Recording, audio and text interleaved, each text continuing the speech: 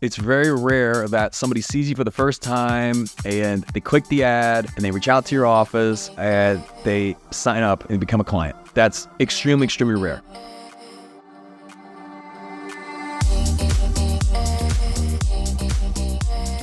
I'm Michael Mogill, founder and CEO of Crisp, the nation's #1 law firm growth company. I've built my business through practice, not theory. Crisp started with just $500 to my name and has grown to over 8 figures in revenue over the last few years, earning a spot on the Inc. 500 list of the fastest growing private companies in America.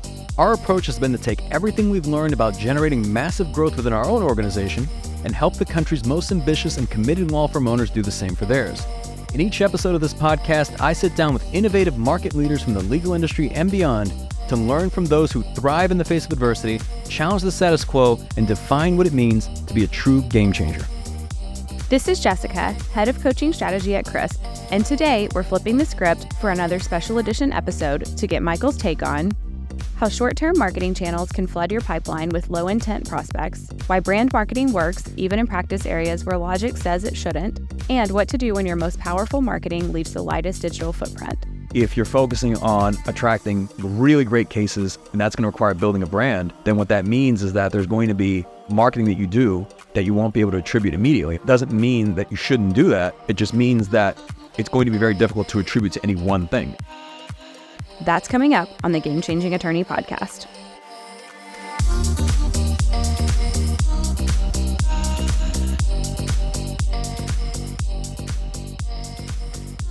Here we are for another one. We are back on the AMMA. Bit of a late start. I know, I would say thank you for your patience if this were a live event. Well, we saw so Jessica and I have gotten into the arts. I think we talked about this on a previous podcast. We went to New York for a few Broadway shows, and there's some great shows happening at the Fox Theater, including some that just went on sale. So I had to jump on those tickets immediately.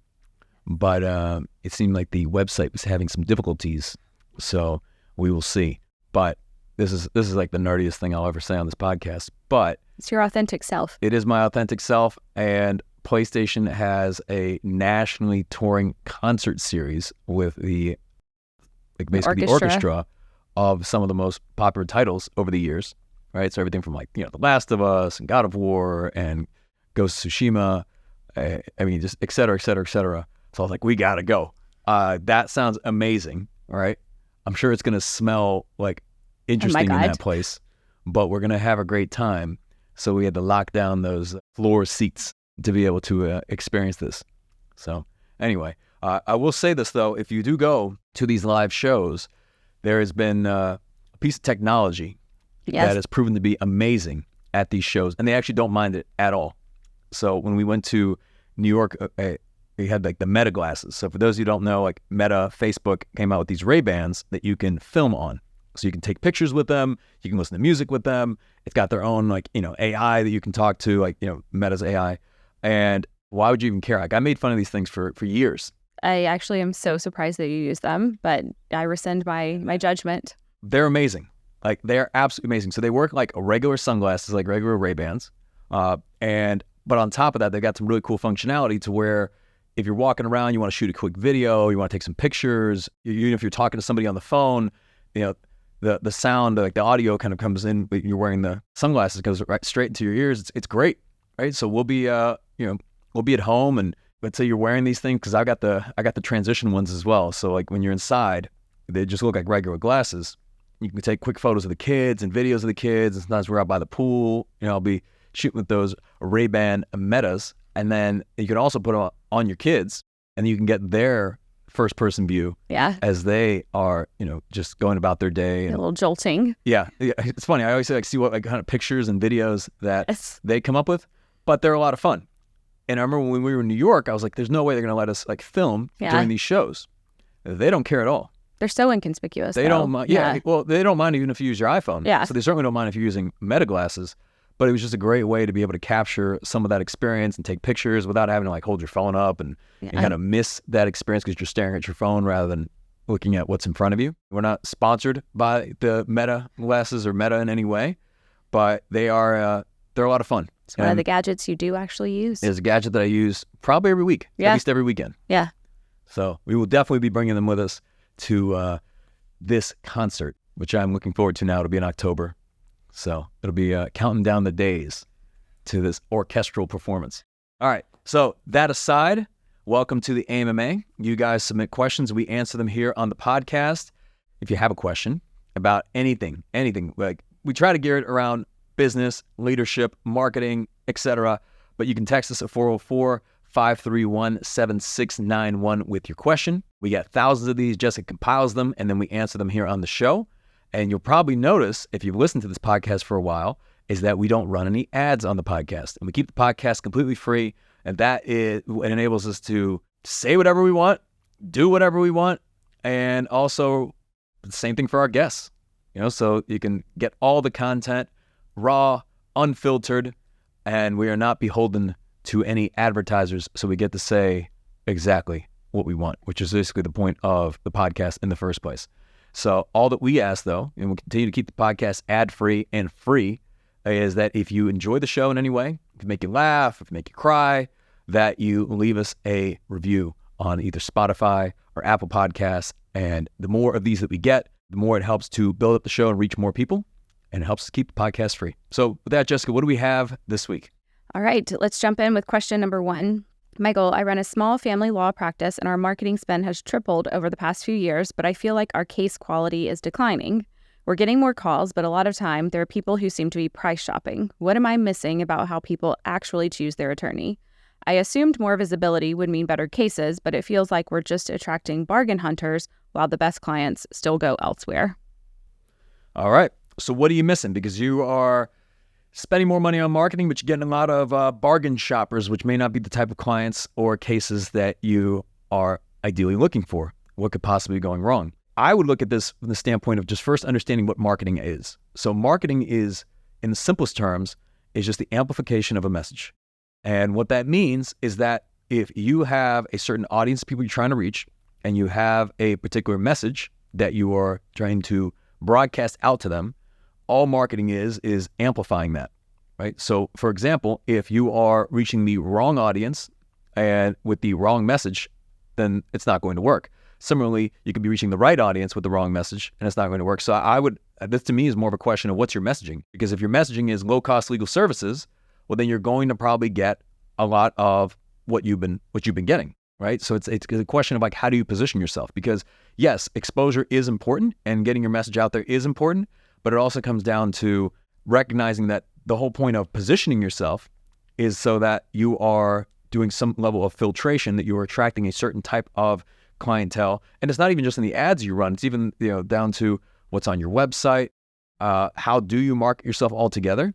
And I think that's going to resonate with certain clients. There are firms that want to bring in as much quantity and volume as possible.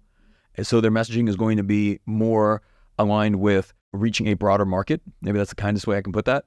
And then there's going to be some that say, look, we turn away more cases than we accept, and we only want to work with a particular audience and a certain type of client or certain types of cases, maybe due to their level of specialization, or quite frankly, maybe just due to their preference. Yeah. So, and that's going to come out in your messaging. So without knowing more here, it's just really, I think there's an opportunity here to really focus on adjusting the messaging. And then alternatively, it could also be the audience itself. There's a lot of, when you're doing any sort of like advertising, whether it's like social media ads, even pay-per-click, for example, there's a lot of modifiers and interest-based targeting that you can do to be able to select certain types of audiences and filter out other types of audiences. So it's perhaps considering like, who are we reaching and where are we reaching them? If your clients are on TikTok, then I'd say advertise on TikTok. If your prospective clients are on LinkedIn, maybe that's where you would market. It really just depends on where they're consuming content. It's a difference between trying to attract Gen Z versus trying to, focus on attracting millennials, boomers, like people with families and kids. I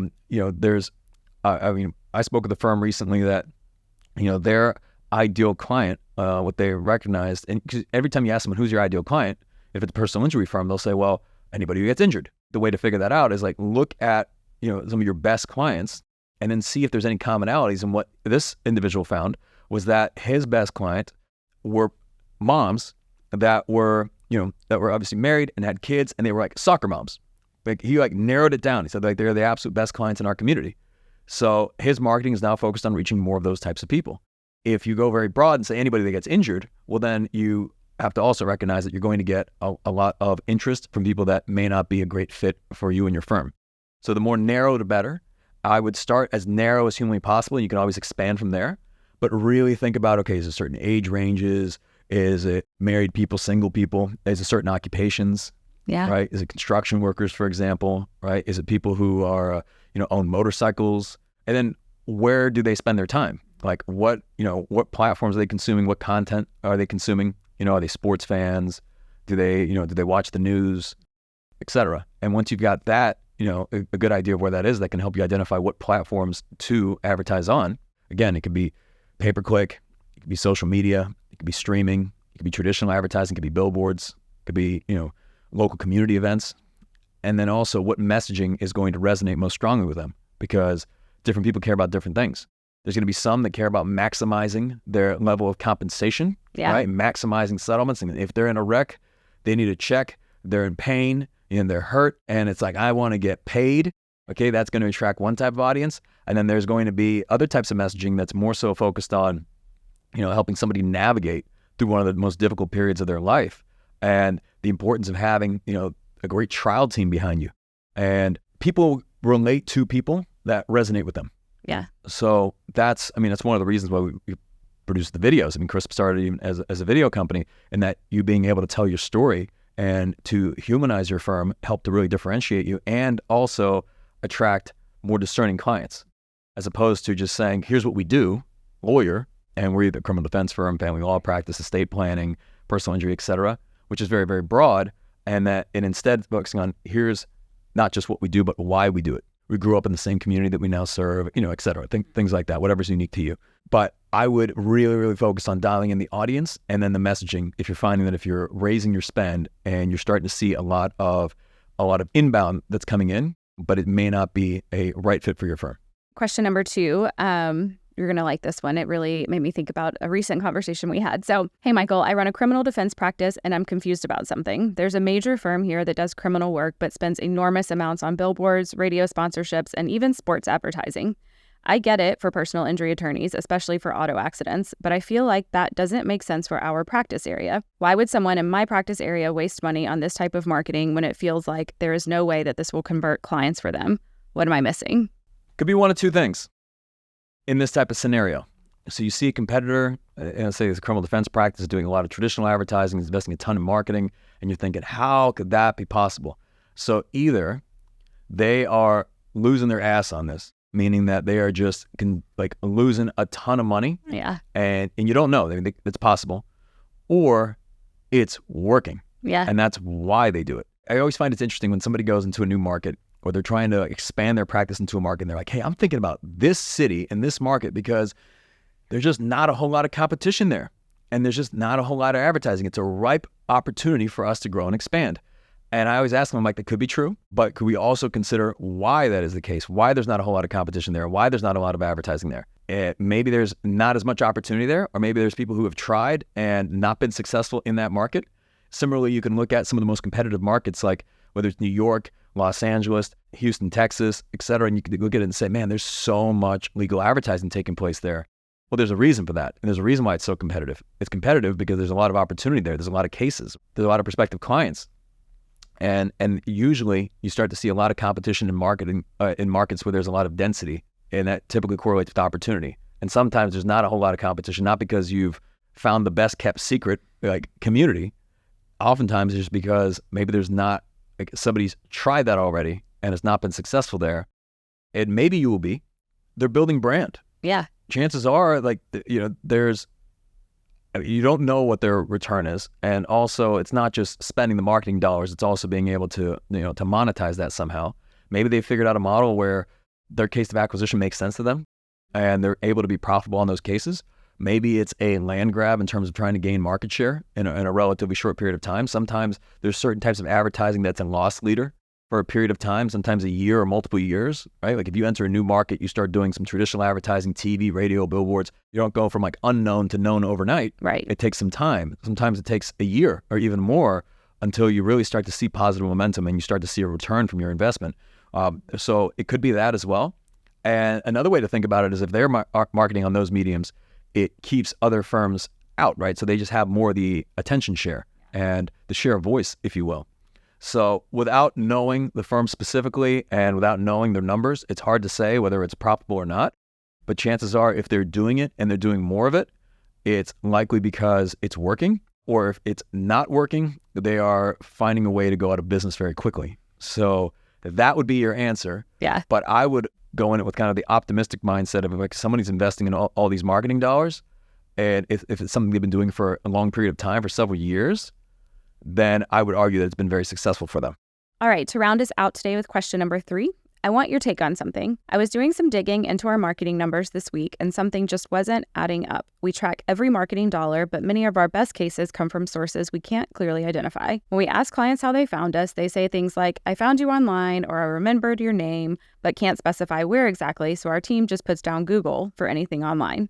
My partners want to track ROI for every marketing spend, but I don't think attributing everything back to Google makes sense either. How do you budget for marketing that you can't directly measure? We talk about this all the time. Yeah. All the time. It is, things aren't linear. It's very rare that somebody sees you for the first time and they click the ad and they reach out to your office and they sign up and become a client. That's extremely, extremely rare, because nowadays they've got to see you multiple times across numerous different mediums. And when you think about attribution, there's like first touch and then there's last touch. So the first touch could have been the first time that somebody saw an ad, or maybe they clicked and visited your website, or maybe they signed up for your newsletter or something like that. But that doesn't necessarily mean that's what drove them to convert. And last touch was like, what do they do right before they got on the phone with you, right? Or what do they do right before they became a client? And sometimes the gap between first touch and last touch could be years. Yeah. Or like years. I mean, we have people that reach out to us and they're like, hey, I've listened to the podcast for 3.5 years. And then today was the day. And today was the day I decided to, sit down and do team. Yeah. Like, great. But here's the thing. We would never be able to track that because we don't get insight on who specifically is listening to the podcast. Like, we'll know, the number of like listeners and downloads. Same thing with the book. Like, we don't know exactly who out there in the world exactly has read the book unless they tell us. I mean, we see the number of like purchases of the book, and we can see the amount of people that visit the website about the book, and just even metrics on Amazon, but it doesn't tell us who does something specifically. So there's going to be some people that won't do something and won't do some form of marketing unless they can attribute a direct return from it. Like, if I put $1 in, I need to get $1.50 back. And if that's you, then you can buy leads and you can do pay-per-click and you can do LSAs and a lot of the almost like direct response short-term drivers. But if you're focusing on attracting really great cases, and that's going to require building a brand, then what that means is that there's going to be marketing that you do that you won't be able to attribute immediately. Like we just said, the book, the podcast, like even just if you're running like social ads, if you're doing traditional advertising, TV, radio, billboards, etc. Doesn't mean that you shouldn't do that.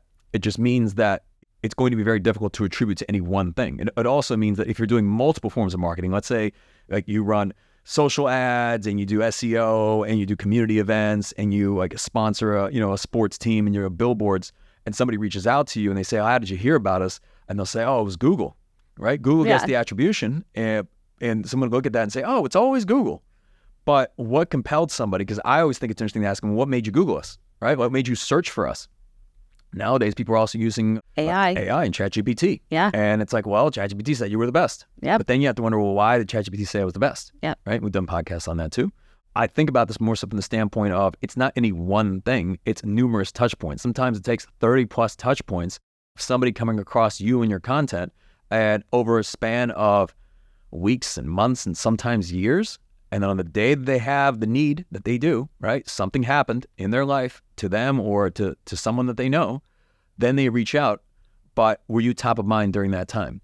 So if the question is, well, how do we justify all this other type of marketing? I'll give you a straight answer on this, is that really look at what is your cost of acquisition and also incorporating your average case value, but look at it as a blended return on ad spend. So not just saying, okay, well, here's what we're spending on SEO, or here's what we're spending on pay-per-click, or here's what we're spending on social ads, or here's what we're spending on traditional advertising.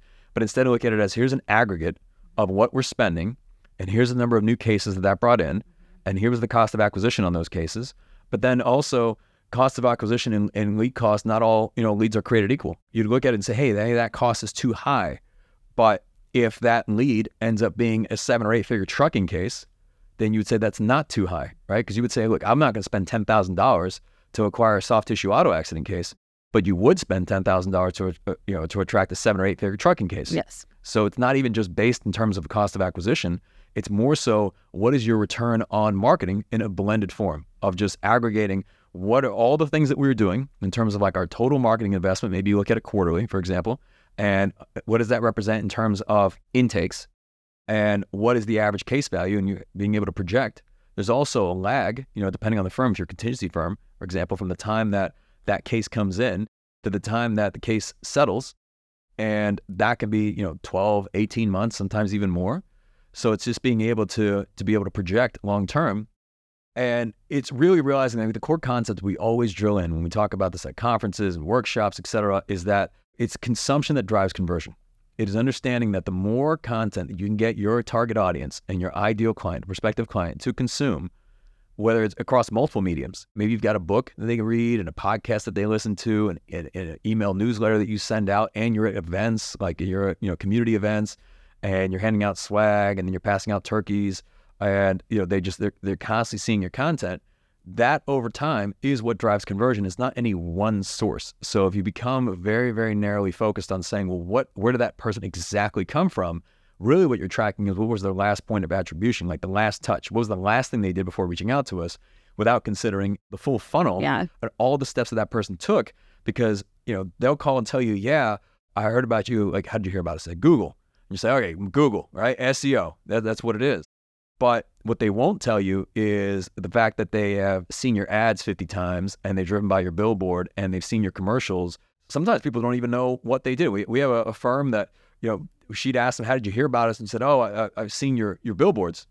And she doesn't even have any billboards. Sometimes people don't remember. It's like immersion. Yeah. So you can follow the journey on digital. Offline, it gets a little bit trickier to do that, but it's not being so tied down to, I need to know every single step they took and every breath they took and every click they made and et cetera, and not just obsessing to that degree, and more so looking at it from the perspective, if I can look at what is the consumption of our content as a whole, and then correlating that to conversion in terms of intakes and then signed cases, and then evaluating other metrics like cost of acquisition, but not being just drawn to that entirely, really looking at it from the standpoint of average case value, and looking at it as a true blended cost of here's everything that we're spending on marketing over this period of time, and what that resulted in terms of the intakes and the quality of the intakes, and looking at this now, maybe not even just a quarter, maybe a year or more at a time. But it's recognizing that everything it's like the halo effect. Yeah. Like things build upon each other.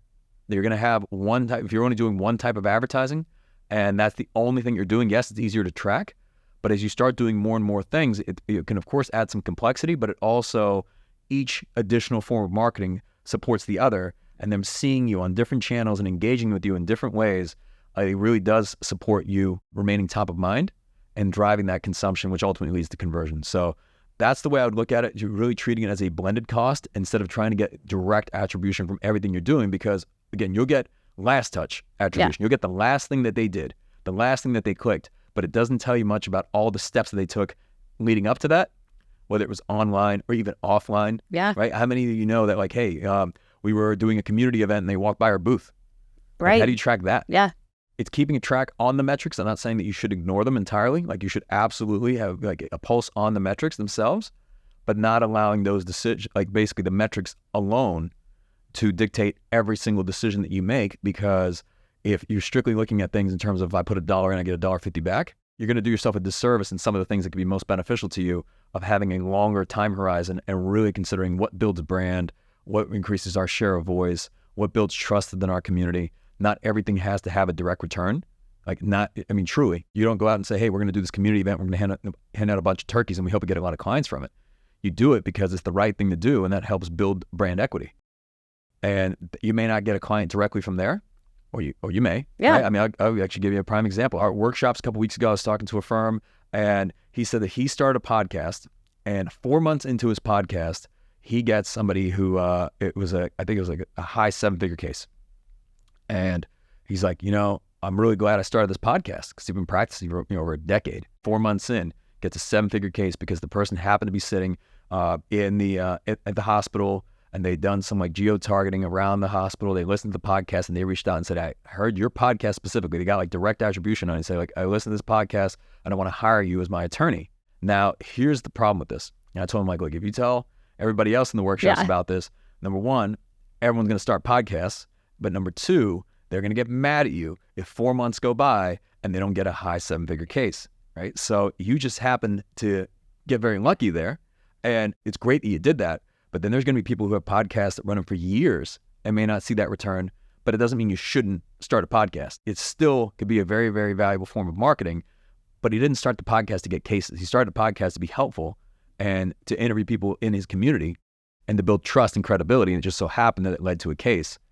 Doesn't hurt. For what it's worth, it can be complicated, but don't be tied to any one source or any one direct source of attribution. Yeah, perfectly said. And we will see you next time. Namaste.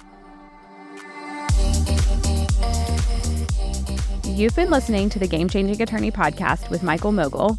If you found this episode valuable, here are 3 free ways that we can help you grow your law firm. Number 1, download the first chapter of Michael's book absolutely free at gamechangingattorney.com. Number 2, you can shoot Michael a text at 404-531-7691 and ask him any question you'd like. You might just hear the answer on the next episode. And finally, number 3, if you can leave this podcast a 5-star review, it will help us gain access to more influential thought leaders and bring their lessons learned here to you. For more information on this episode, see the show notes in your podcast app or visit legalpodcast.com.